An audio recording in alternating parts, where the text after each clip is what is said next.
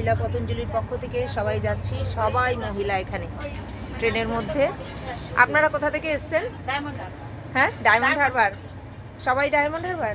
তাহলে কোথা থেকে? আমতলা। আর আপনি?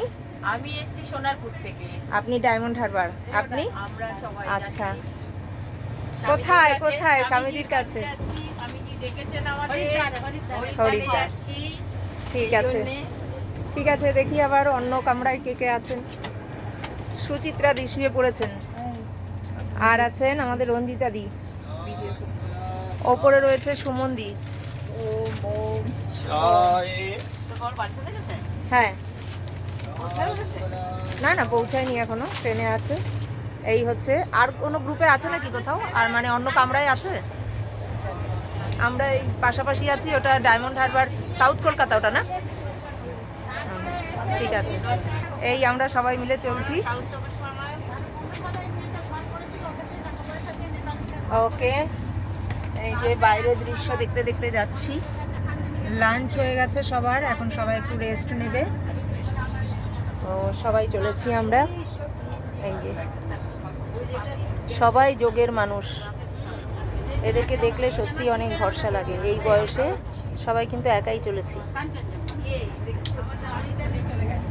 বাইরের দৃশ্য দেখি একটু।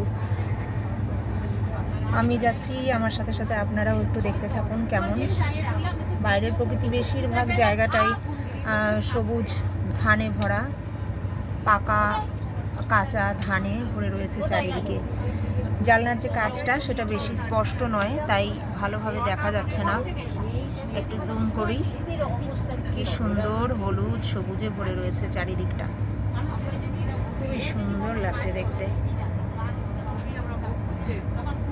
এই হচ্ছে বাইরের পরিবেশ।